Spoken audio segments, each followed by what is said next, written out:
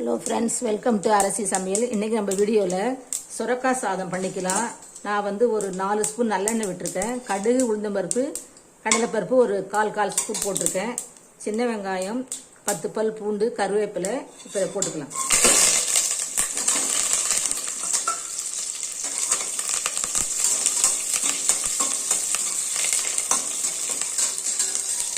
இப்போ பெருங்காயம் போட்டுக்கலாம். நான் சுரக்காய் வந்து பாதி சுரக்காவை கட் பண்ணி வச்சுருக்கேன். பாதி சுரக்காய் போட்டுக்கலாம். இது வெங்காயம் வதங்கினோடனே தக்காளி போட்டுட்டு அதுக்கப்புறம் நம்ம சுரக்காய் போட்டுக்கலாம்.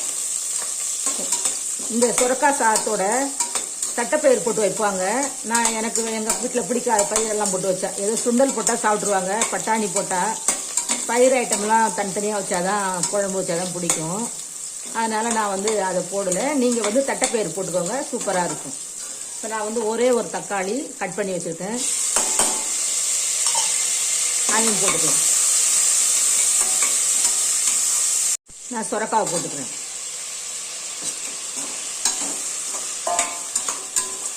இப்போ நல்லா வதங்கட்டும். அதுக்கப்புறம் நம்ம மிளகாத்தூள்லாம் போட்டுக்கலாம். சீரக சம்பா அரிசி தான் எடுத்து வச்சுருக்கேன். நம்ம சாதாரண வீட்டுக்கு சமைக்கிற அரிசி கூட எடுத்துக்கலாம்.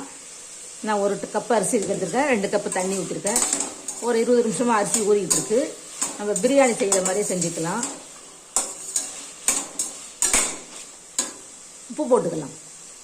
நான் இதை போட மறந்துட்டேன். ஒரு 4-5 சின்ன வெங்காயம், 1/2 ஸ்பூன் மிளகு, பெருஞ்சீரகம், 1/4 ஸ்பூன் சீரகம், ஒரு பச்சை மிளகாய், பூண்டு ஒரு 5 பல். இந்த எண்ணெயிலே வதக்கிக்கலாம். இது வாசனையாக இருக்கும். இதை போட மறந்துடாதீங்க. பூண்டு, மிளகு, சீரகம், பெருஞ்சீரகம், பச்சை மிளகாய் காரத்துக்கு ஏற்ற மாதிரி போடுங்க, இல்லாட்டி விட்டுடுங்க. மிளகாத்தூள் இதுக்கு நம்ம சாம்பார் பொடியும் தனி மிளகாத்தூள் தான் போட போகிறோம். வேறு எந்த தூளும் போடுறதில்ல. மஞ்சத்தூள் கொஞ்சம்.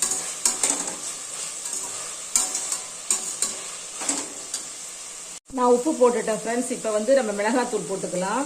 தனி மிளகாய்த்தூள் வந்து இது கம்மியான அரிசியில் ஒரு 1/2 ஸ்பூனுக்கு கம்மியாக தான் போடுறேன். இப்போ வந்து குழம்புத்தூள் வந்து 1 ஸ்பூன் போட்டுக்கலாம். சாம்பார் பொடி, குழம்புத்தூள் எது வேணாலும் போட்டுக்கலாம். இப்போ நம்ம கொஞ்சம் காய் வேகிறதுக்கு லைட்டாக ஒரு கை தண்ணி தெளிச்சிக்கலாம். நான் வந்து ஒரு கொட்டை புளி ஊற வச்சுருக்கேன். இந்த தண்ணியை ஊற்றிக்கலாம்.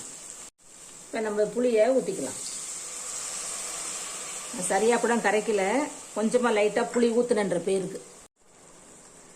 ஃப்ரெண்ட்ஸ், இப்போ நம்ம தண்ணியை ஊற்றிக்கலாம். நான் அரிசியிலே ஊற்றி வச்சுப்பேன் எப்பயுமே ஊற வச்சு.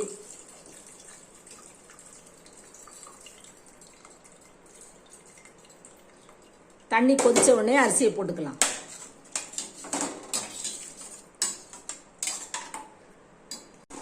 தண்ணி கொதிக்குது, அரிசியை போட்டுக்குவோம்.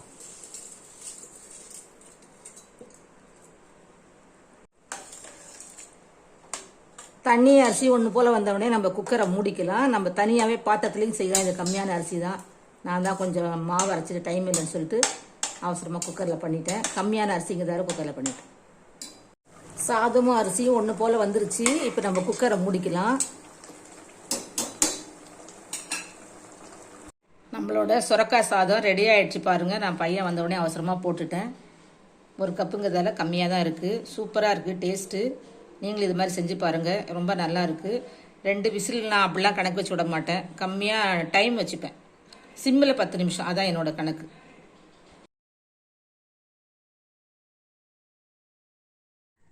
ஹலோ ஃப்ரெண்ட்ஸ், வெல்கம் டு அரசி சமையல். இன்றைக்கி நம்ம வீடியோவில் சுரக்காய் வந்து பாதி எடுத்து துருவி வச்சுருக்கேன், வெங்காயம் நறுக்கி வச்சுருக்கேன், சோள மாவு 1 கப்பு சின்ன கப்பில் போட்டிருக்கேன், கேழ்வரகு மாவு 1 கப், ரவை வந்து ஒரு 3/4 கப், தயிர் வந்து ஒரு 2 கரண்டி. இப்போ நம்ம இதெல்லாம் கலந்து ஒரு 10 நிமிஷம் ஊற வச்சுக்கலாம். இப்போ சுரக்காய் தோசை சுட்டுக்கலாம். இப்போ தண்ணி கலந்துக்கலாம். நான் அந்த 200 டம்ளரில் பாதி தண்ணி ஊற்றிருக்கிறேன். உப்பு போட்டுக்கலாம். உப்பு போட்டுக்கிறேன். இப்போ இதை கலக்கிக்கலாம்.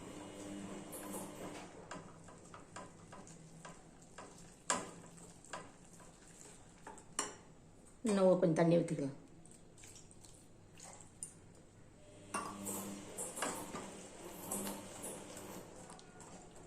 இது ஒரு 10 நிமிஷம் ஊறட்டும்.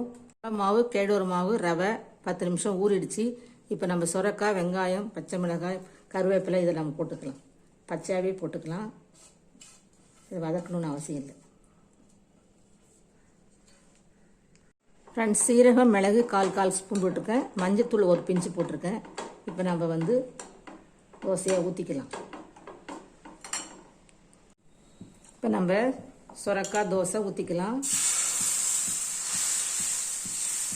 இந்த ரவையை வந்து மிக்சியில் முதல்ல அரைச்சி கூட போடலாம். நான் சின்னதாக அடை தோசை சைஸுக்கு ஊற்றுறேன்.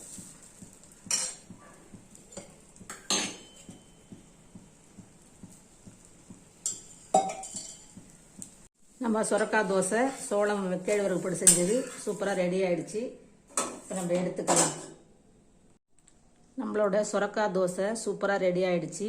வாங்க சாப்பிட்டுக்கலாம். என்னோட சுரைக்காய் சாதமும் சுரைக்காய் தோசையும் சூப்பராக இருக்குது. நீங்களும் செஞ்சு பாருங்கள். ரொம்ப ரொம்ப நன்றி. வணக்கம்.